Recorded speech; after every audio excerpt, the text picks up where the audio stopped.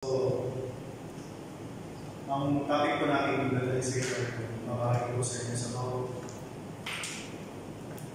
the title na Casting God's Sovereignty or the Call to be Still. So, dito po mga kapatid, Psalms 46 na sinulat ni David, it talks about the trust in God's protection and the assurance of His presence in times of troubles. Ito yung i-declare ni David, yung kanyang pagtitiwala sa Panginoon na siya ay proteksyonan at yung kasiguraduhan na kanyang presensya ay nasa kanya sa kabila ng mga gulo o trouble na kanyang kinakaharap. So, samahan ko sa lisip na namin malamang mga sa dito sa pangalan ni Jesus na kayo po makuna, kayo po makita, kayo po marinig Panginoon, kayo po magsalita, kayo po makita ng Panginoon. Masyado po mga spiritual at mga kapatid, bawat sa dito po mga kurami, kung ano ka sa buhay. Sarap Panginoon, sa mga salita mo na ito na aming papahali sa mga kapatid. Pimitin lang po ang instrumento Panginoon, kung ano makita sa kapatid. So ito kayo ano rito. So sa karanasan ni David, nakaranas siya ng maraming kahirapan, persecution, na inaknalis siya na sa kabila ng mga bagay na ito, sa kanyang sarili ay sinabi niya na you need to trust God's sovereignty and be still in the midst of trouble he experienced. So, pinanghawakan niya sa salita ng Panginoon na kailangan niya Panginoon. Pag sinabi ng sovereignty, yung pagiging makapangyarihan ng Diyos sa buhay niya, sa kabila ng kanyang mga naranasan. So, ito po yung psalm na ito ay sinulat niya sa time na nakakaranas siya ng crisis and conflict sa buhay niya. At dito niya hinighlight yung importance of trusting God and finding refuge in Him. So dito, sa babae ko sa inyo mga kapatid, may tatlong bahagi akong mag-discuss dito sa inyo. Ito yung sa verse 1 to 3 na sinasabi dito na God is our refuge. And then dun sa verse 4 to 7 is about the city of God. And then dun sa last verses na verses 3 to 11 ay nakasunod doon na be still and I know. So, tatlong bahagi ito. So, dito po tayo mga kapatid. Dito po makikita natin na we will see and know that how God is described as our refuge and strength, a very present help in trouble. God is our refuge. So, pag sinabi natin refuge, ano po yung unang pumapasok sa isip natin? Ito po ay ipopokus po natin dito yung about the trial of God's dwelling place and the security found in His presence. So, dito po makikita natin na as we discuss point A, which is God is our refuge, na makikita natin sa Psalms 46, 1-3, masahin natin natin. Verse 1-3, nasabi niya, God is our refuge and strength, an ever-present help in trouble. Therefore, we will not fear, though like earthquake wave and mountains fall into the heart of the sea. Though its waters roar and foam, and the mountains quake with their surging. So, parang ito sa iyo. God is our refuge. Do we believe or we don't believe? Naniniwala po ba tayo na ang Panginoon natin ang ating refuge? Pag sinabing refuge kasi based dun sa context na pinabasa natin, it is finding a shelter, a safety and protection. Yung sabihin ng refuge. So kung mali pa natin kung nalawakin pa natin yung sabihin ng refuge, nakikita niyo po yung mga Syrian refuge. Dahil galing sila sa mga conflict, galing sila sa mga kaguluhan, galing sila sa mga problema or persecution. Yung mga refugee kung tawagin. They will find a place of shelter, a place of protection na kung saan poprotektahan sila ng mga bansang pupuntahan nila na hindi sila magagalaw ng mga taong nag-persecute sa kanila o umahabol sa kanila. Ganun ang refuge sa sabihin. So, kung nakikita natin yan, marami tayong babalitan ng mga refugee sa Pilipinas, meron din na yan. Yung nag-refuge yung around 7,000 or 5,000 na mga Russians dahil sila ay persecute during the time after World War II, persecute sila sa China. Dahil finding refuge sila sa China pero hinahabol sila ng mga Russians. And then ang gusto ng China at ang communist country na that time, gusto sila ibalik sa China. Hindi po sila pabalik. So, humingi sila ng tulong sa United Nations para hindi sila madala pabalik sa Russia. And then binigyan sila ng ilang days para maghanap ng bansa na tatanong sa kanila o saan sila mag-take refuge. Sa dami ng bansa tinawagan nila, walang isa naman nag-commit o nag-reply o nag-hain na kanilang protection o para maging refuge place nila ng mga Russians during that time. So, lagi nag-offer lang ng tulong sa kanila out of many nations sa tulong yun during that time kasi natin kagagaling sa gera ng mga panahon na yun katatapos siya ng World War II. So, yung mga bansa ng panahon na yun ay bumabangon pa lang sa distraction o yung nangyaring mga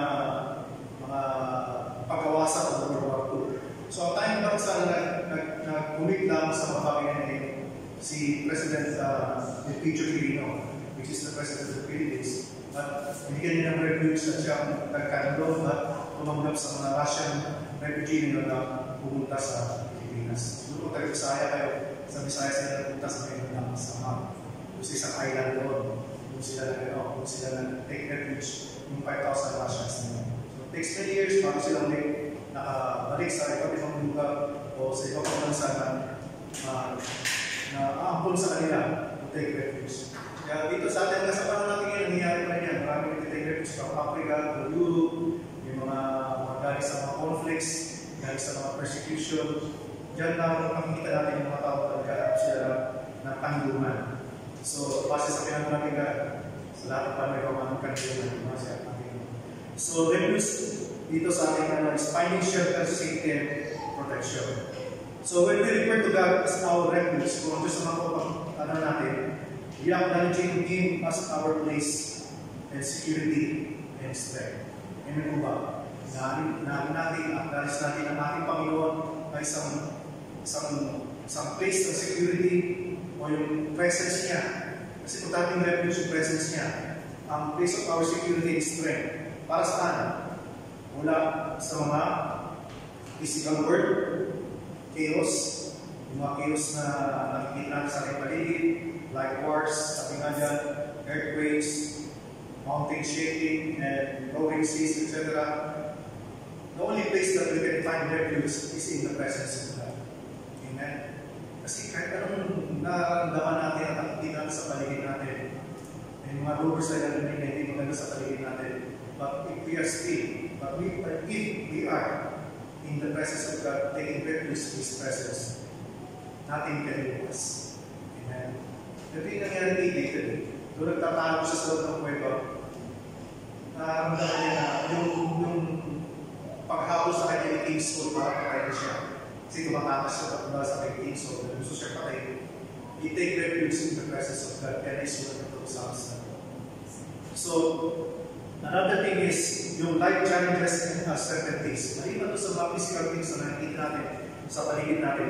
We can take refuge from life's challenges and uncertainties. Ano po yung mga life challenges and uncertainties na dinaranas natin? Ito yung mga problema natin, ito yung mga sickness, ito yung deaths, persecutions, financial problem, emotional problem, etc. Love life, everyday breakups, or anything. Kasi pag wala ka sa ng Panginoon, you will think something negative. Wala kang may isip. The only way to escape na may isip natin pagdating sa mga panahon na wala tayo sa presensya ng Panginoon, puro negative things ang kapasok sa atin. Either we could take wrong or we could take our life which is wrong in the eyes of God. So, or we will take our own decision, magawa tayo sa sarili natin hakbang, magawa tayo sa sarili natin decision upang resulta yung mga problema pinakaat natin without acknowledging God in our life. So napaka-importante ko na palalikay na kabawat sa presensya ng Panginoon, which is our refuge. So though natural phenomena can be overwhelming, so makikita natin na ang mga bagay na nangyayari sa buhay natin ay isa naman tingin natin na overwhelm tayo, pero makikita natin na even yung mga lifestyle na dumating sa buhay natin can feel similarly daunting, halos kapareho din nangyayari sa paligid natin at yung mga personal experience na nararanasan natin sa buhay natin. So, paano mo ba dineclare ni David? Is God, yung Diyos na kanyang nililikuran, a very present help in trouble of His refuge. Paano niya po ginawa niya? Paano niya na dineclare sa buhay niya? Sabi nga nito, refuge is maraming experience na naranasan na kasal. Nakita niya ang dalawa ng Panginoon sa buhay. From facing Goliath, nakita niya yung presence ng Lord sa buhay. Nakita naman natin na how he faced Goliath, na napakalaki ng disadvantage pagdating sa physical na paglalaban nila mga sa boxing. Napakalaki ng agwat pagdating sa bigat at sa laki ng kanyang kalaban. Kumbaga mismatch. Pero pinanghawakan niya na ang Panginoon ay kasama niya ng mga panahon. So tayo are facing our Goliath sa buhay natin. Diba?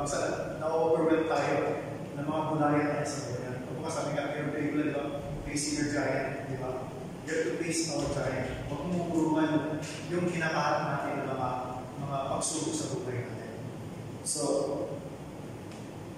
from facing Goliath and escaping from King Saul's hunting him down to kill him. Isipin nyo naman, pagharap ka kay Goliath and then paghahabol sa kanya ni King Saul o paghahunting sa kanya ni King Saul upang siya ay patayin. So David find refuge and protection through his presence in his life. At doon niya naranasan na he need God. He need refuge in God's presence. So, sabi na natin, refuge is a safety and protection. Yan ang ba? Pag sa presence tayo ni Lord, alam natin na tayo ay ligtas at tayo ay protection mula sa Panginoon. Ang refuge is a place of safety where one can seek shelter from danger or harm. So ito nga sinabi mo yung mga Syrian, mga Russian refugees, yung mga Romania, everything. They're escaping from any harm na kanilang pinapala.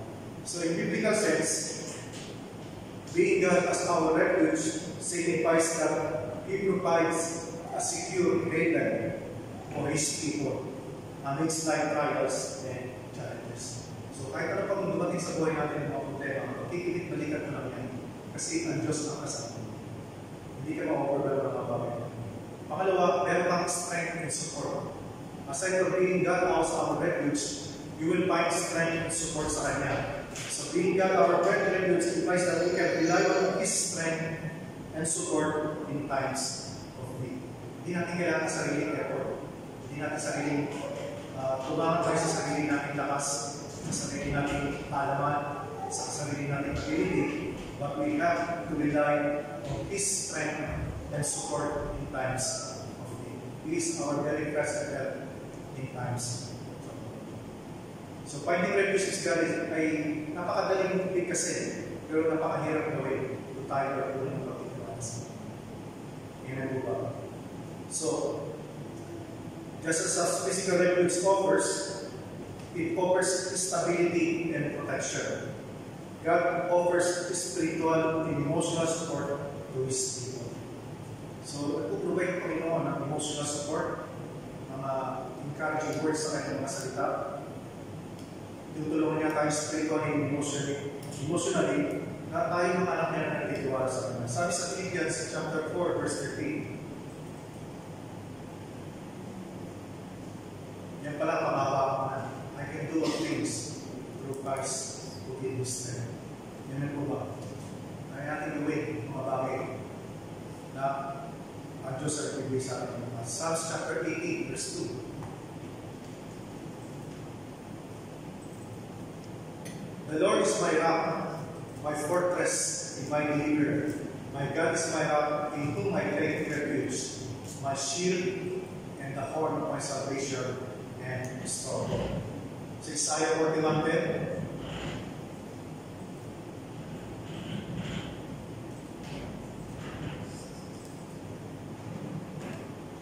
So do not fear, for I am with you. Do not be dismayed, for I am your God. I will strengthen you and help you. I will uphold you with my righteous right hand.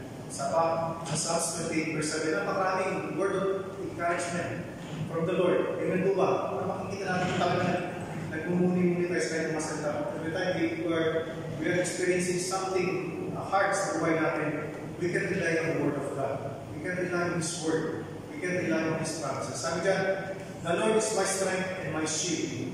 My heart trusts in Him, and He helps me. My heart leaps for joy, even my soul, my praise Him.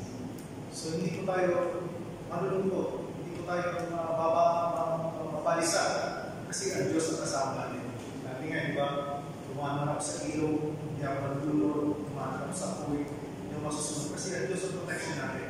So whatever problems we're facing, whatever trials and challenges na meron tayo, kinakap sa buhay natin, trabaho na emotional, physical, or anything that keeps challenging us, not only the physical things that we see around us, alam natin na kasama natin ang Diyos, and we can take refuge and take His promises sa kanyang mga salita at magbibigay sa ating lakas na upang ma-overcome natin yung mga. Then we will find safety, strength and support, stability and protection, being God as our refuge, being in His presence, ay nandun ang ating katiwasayan. Siya ang ating kapayapaan. Amen po ba?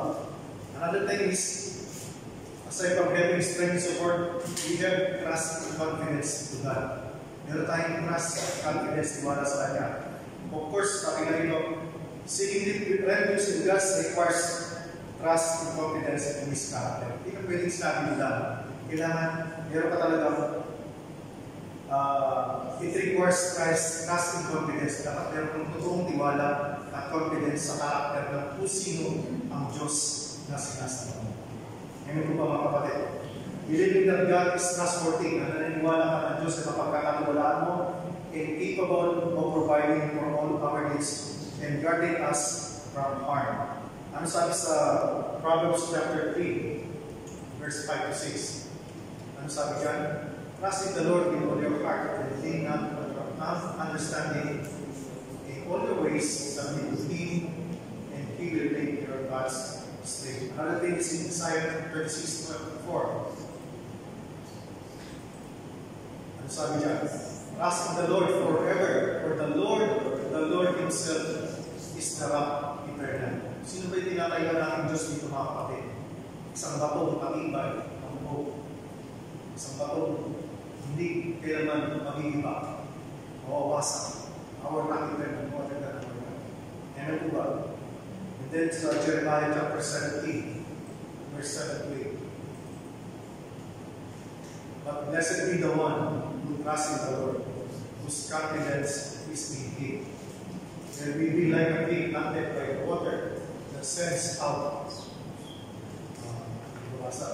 its roots by the stream. It has a fear when heat comes, it lives always green. It has no worries in the year of drought and never falls. It never fails to give fruit. So being in the presence of God, nakakapit sa Kanya, nandun ka nakatanim sa maagos na tubig o stream mula sa presensya ng Panginoon. Mananatiling naka-over ka doon, mananatiling kang verde ang iyong mga dahon, at mananatiling kang matibay dahil hindi ka naman hindi ka matutulan dahil ang iyong nakakapit sa Kanya. Amen po ba? So, ano magagawa natin pag-uulay tayo sa Panginoon? Hindi po ba? Naramdaman natin yung kakulangan, naramdaman natin yung highness ng ating buhay. Even though mag-Christian tayo, hindi wala tayong trust and confidence sa Lord. Sa pagkita tayo ng masalo natin. Useless yung mga kapatid. So we need to trust and be confident na katiwala natin na Diyos natin is capable of providing all we need. At tulungan tayo at ingatan tayo sa lahat ng kapatid. Anong sabi sa Hebrew chapter 13, verse 6? And do not first. Hebrew chapter 13, verse 6. Look at 16. 13:6.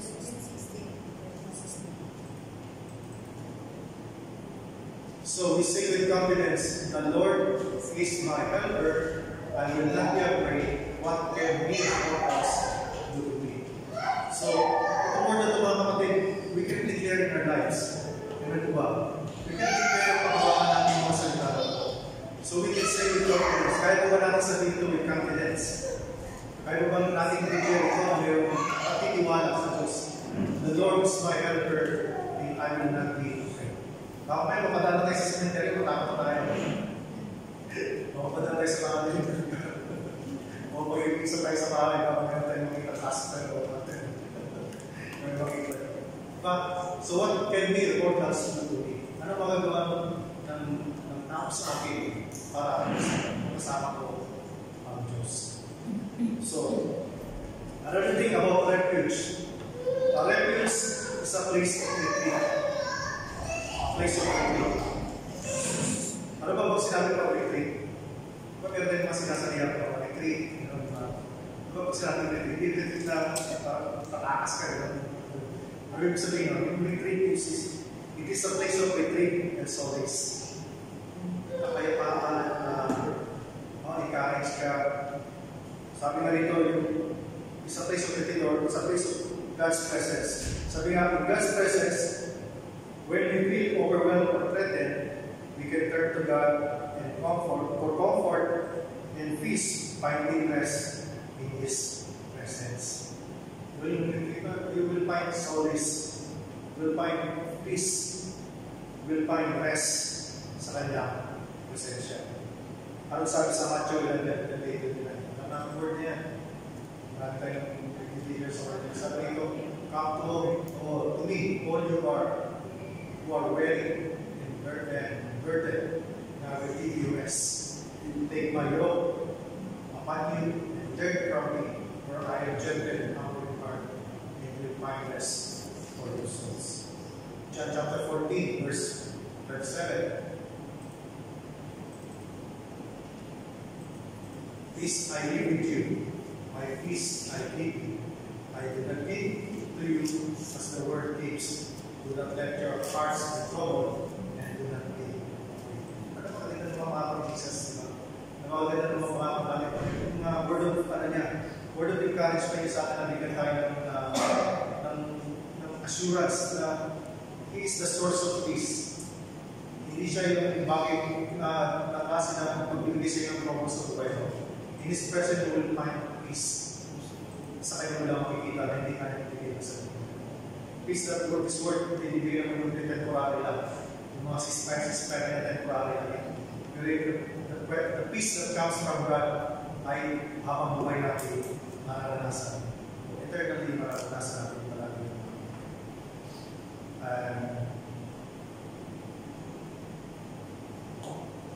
And there's a Psalms chapter 91.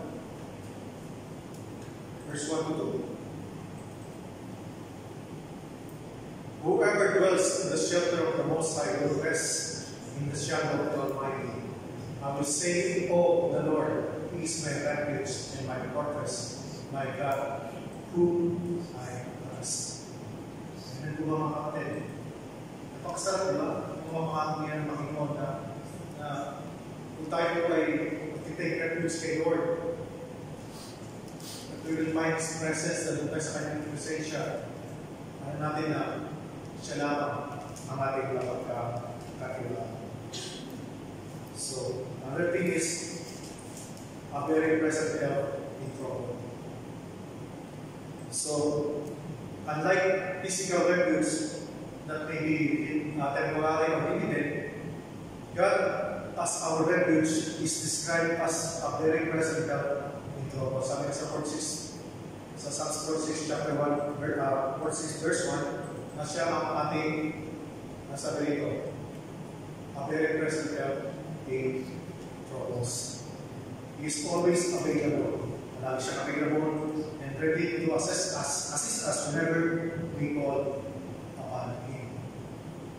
Psalms chapter 34, verse 17.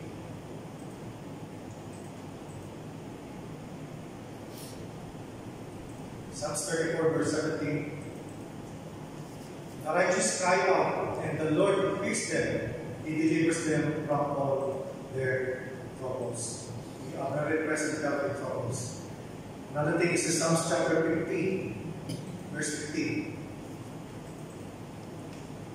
And call on me in the day of trouble, and I will deliver you, and will honor you. Napakaraming words na binibigay sa atin ng Panginoon.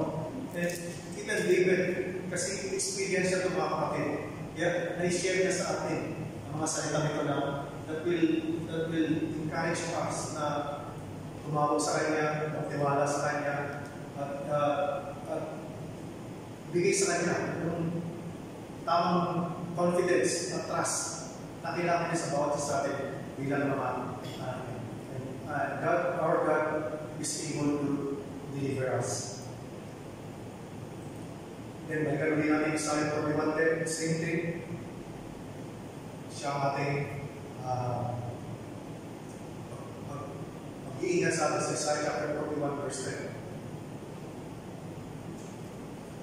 So, diniscuss ko na about the first part, which is God is our refuge. And the second part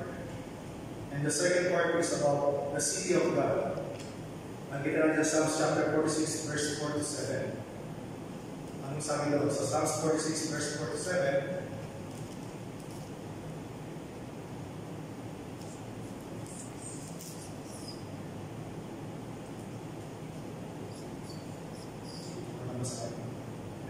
Psalms 46, verse 46, 4 to 7.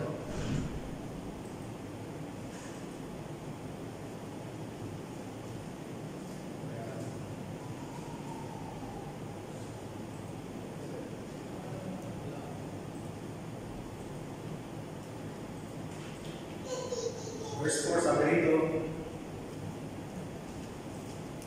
there is a river whose streams make glad the city of God, a holy place where the Most High dwells. God is good in her and she will not fall. God will help her break the nations. Nations are in the whole kingdom's fall. He lifts his voice and the earth melts. The Lord Almighty is with us. The God of Jacob is our fortress. So the city of God. What is all about the city of God? It represents God's dwelling place. The city of God is His presence, yung presensya ng Panginoon, yung pinapakita dito. So being God, His presence in the midst of His people that provides stability and peace, even when the world around them is in turmoil. So ito po mga verses na ito ay nagdi-describe kung paano yung city of God na yan. Ito yung kanyang presensya or dwelling place. O yung kanyang presensya. Sa Psalms chapter 46, verse 4 to 5, ano sabi yan? God, there is a river whose streams make glad the city of God, the holy place where the Most High dwells. Ito yung dwelling place ng ating Panginoon. God is within her, she will not fall. God will help her at break of day. So, aside sa ginagawa siya sa aming dwelling place, another thing is about the city of God, another thing is about His presence. So, pag nato ka sa presensya ng Panginoon, at ano ka sa kanyang presensya, ano ba yung mga troubles na dumating sa atin sa mga bagay na yan, it will provide us stability and peace even when the world around us is in turmoil. Sabi sa Psalms chapter 48, 1-2. Psalms chapter 48, verse 1-2. Great is the Lord, kaya natin tayo. Great is the Lord and was worthy of praise. The city of our God is on a mountain, beautiful in its loftiness, the joy of the whole earth, like the heights of Sapon, is Mount Zion, the city of the great king. And Then makikita rin natin sa Revelation chapter 21, verse 2 to 3. I saw the holy city, the new Jerusalem, coming down out of heaven from God, prepared as a bride, beautifully dressed for her husband. And I heard a loud voice from the throne saying, Look, God's dwelling place is now among the people, and He will dwell in them, and they will be His people, and God Himself be with them and be their God. So ito yung look forward natin pagdating ng panahon. Amen po ba? Kasi pagdating ng araw, ito isa sa mga pinapakita natin Panginoon na that we will be in His dwelling place, in His presence. Finally, though dito nakakaranas pa tayo ng mga hardships, testings, challenges, persecutions, etc. Pero pagdating sa atin yan, pinangako ng Lord, time na yan, yung ultimate destination natin, yan ang lululook forward natin pagdating ng araw. That gives us motivation and confidence na patuloy tayo magtitiwala sa Kanya hanggang sa makarating tayo sa ulan. Amen po ba? So, huwag natin pahalagahan ng mga bagay na temporary lang sa mundo ito. But mas focus natin sa sarili natin sa eternal things na bagay na pinangako sa atin ng ating Panginoon. So, sa ating rito, yung mga verses na binigay sa inyo are collectively emphasize the spiritual reality of the city of God as a symbol of God's presence, protection, and eternal kingdom. Amen? Tandaan natin, we are citizens of heaven. Hindi tayo citizens ng mundo. Sojourn lang tayo sa mundo. Dadaan lang tayo sa mundo. If we are in Christ, temporary lang ang ating paniniwalaan sa mundo. Meron tayong permanenteng tahanan na inilaan sa ating Panginoon, which is His presence, in His presence, the kingdom na pinalako niya sa atin. So spiritually, we feel His presence that looks like or feel like heaven. Natin po sabi ko nga, ikakatay natin na your presence is heaven. Pag ito tayo sa presensya ng Panginoon, feel na yung heaven bumaba sa iyo. Sabi sa Revelation kanina, my presence, nasa kanila ako sa presensya nila. Nang presensya ko nasa kanila, nararamdaman nila na heaven, bumaba langit sa kanila. Amen po ba? So, doon pa lang, dito pa lang tayo, being His presence, nararamdaman na natin kung ano yung ultimate place na aming pagtutulungan pag nandun tayo sa kanyang presensya. Amen po ba? So, hindi po sayang mga kapatid na tayo ay niligtas sa Panginoon na kilala natin ang Diyos sa buhay natin. All we need to do is be still and strong. Manatili tayo, tayo, be still. Relax ka na. Huwag ka magpapadala. Sabi ko sa third part natin, be still and know that I am God. Ay kita sa 46 chapter, Psalms 46, 8-11. Sabi dyan, come see what the Lord has done. The desolations He has brought on there, He makes war cease to the ends of the earth. He breaks the bow and shatters the spear. He burns the shields with fire. He says, be still and know that I am God. I will be exalted among the nations, and I will be exalted in the earth. The Lord Almighty is with us. The God of Jacob is our fortress. So this is the final point na ibigas natin dito sa topic na natin i-discuss dito sa Psalms chapter 46. Una, God is our refuge. Pangalawa, we are in the city of God or the presence of God. Pangatlo, be still and I know that I am your God. So it is focused on the call to be still and acknowledge God is sovereignty. So if be still, I know. Be still and know that our God is calling us to be still.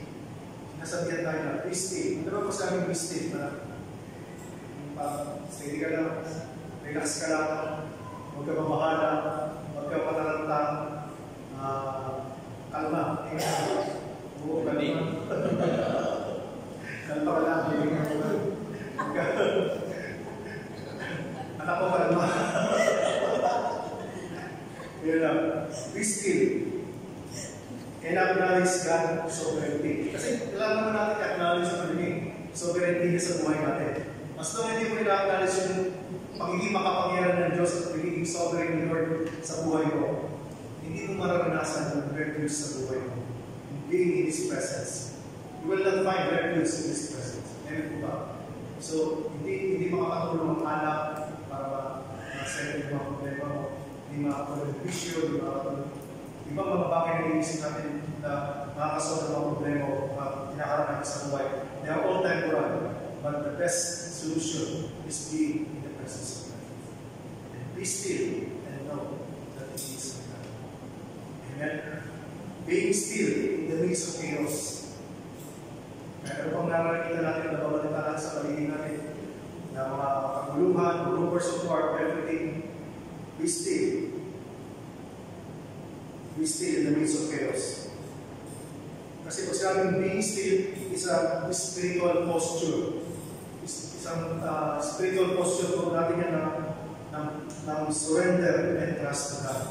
Ito po yung dapat na nakikita sa atin na ganito klase ng spirito na sinusuko natin lahat sa Panginoon at pinagkakatiwalaan natin siya. This is the posture. Be still in the midst of chaos. Another thing in meaning of be still is eliminating human striving. Alisin mo yung sarili mong pagsisikap o sarili mong kakayahan, sarili mong katalinuhan, sarili mong lakas. But trusting God's ultimate authority and power over all things. Kaya acknowledge natin na si God ang merong ultimate authority at kapangyarihan sa lahat ng bagay. Nothing is impossible to God. God is in control of everything. Kaya ano pa kung nangyayari sa paligid natin? He can control everything. Ang bagay na hindi posible sa kanya. Lahat ng bagay ay posible sa ating Diyos. All we need to do is trust and surrender to His authority sa buhay natin. Be still, mga kapatid. Relax lang tayo. Manatili lang tayo sa kanya. Tayo talita, tayo mag-stress. Let us put our trust and confidence right now. Be still is another thing of finding rest in God's sovereignty and refuge. Nakakatulong tayo nakakatapahin ng kapahingahan sa kanyang presensya. When we find refuge in God, nandun ang kapahingahan, nandun ang palakasan, nandun natin makikita ang tuloy na kapahingahan. Yan ito.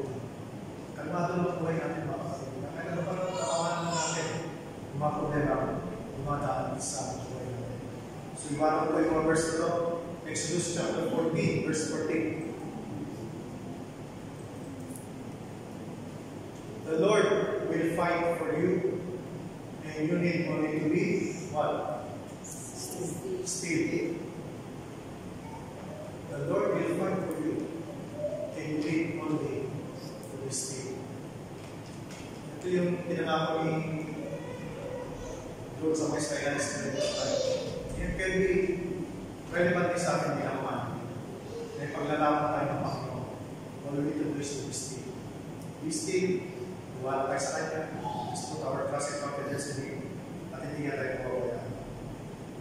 Sa Isaiah chapter 30, verse 15. This is what the sovereign Lord, the Holy One of Israel says. In repentance and rest is your salvation. In quietness and trust is your strength. But you will have none of it. So this is sabi ng Panginoon. Repentance and rest is your salvation. In quietness and trust is your strength. Kung tayo ay kalmado lang, pag nagtitiwala sa Kanya, siya ang ating nakakas. Kung tumalakad ako, you will not have that. Philippians chapter 4, verse 6 to 7. Do not be anxious about anything, but in every situation, by prayer, petition, thanksgiving, present your request to God, and the peace of God, which transcends all understanding, will guard your hearts in your minds in Christ Jesus. So ito po yung tatlong main point na i-discuss natin dito sa chapter na ito, Psalms chapter 46, na kailangan natin magtiwala, trusting God's sovereignty and His call to be still sa bawat isa sa atin. Tanda namin God is our refuge. God prepared a place for us. Even though dito pala tayo sa sanlibutan na ito, being in His presence is a refuge at pwede natin maging kapahinaan habang nandito tayo sa ating presensya. God assures us na we have to be still and know that He is the God that we can trust, and He is the God who has authority in everything around us. Siya may kontrol na lahat ng bagay, wala tayong bagay na dapat kukompromis ng punito sapagkat ang Diyos lamang ang may hawak. So, ito ang tawag sa atin ng Panginoon, panawagan sa atin ng Diyos, o paalala sa atin ng Panginoon, kung tayo kayo nagpupulong sa Kanya ng tiwala, nagpupulong tayo ng trust sa Kanya, nagpupulong tayo ng confidence sa Kanya, at minsan we are relying on our own strength, at sabihin natin lakas, let's find the right refuge, being refuge in the presence of God. So finding God's refuge ay doon natin natin lugar na kusad, maranasan natin yung katahimikan, rest, and being in His presence, we'll find rest na kusad, langit na, being in the presence of God. Sabihin natin, meron ako kung nakausap ng pag-asapasay siya karoon ng Lord, bago ayaw ng mga place. Gusto mo manamigin na ng Lord. So yun ang mga naranasan ng mga talagang tunay na nagtitiwala sa akin. So if we are still struggling sa buhay natin, even my part, marami tayong mga struggles, all we need to do is trust God and be still and know that He is God. Amen? So pray po Panginoon. So meron po tayong awitin na kusad kasi ano lang sa message namin sa gabi ito. Response natin sa message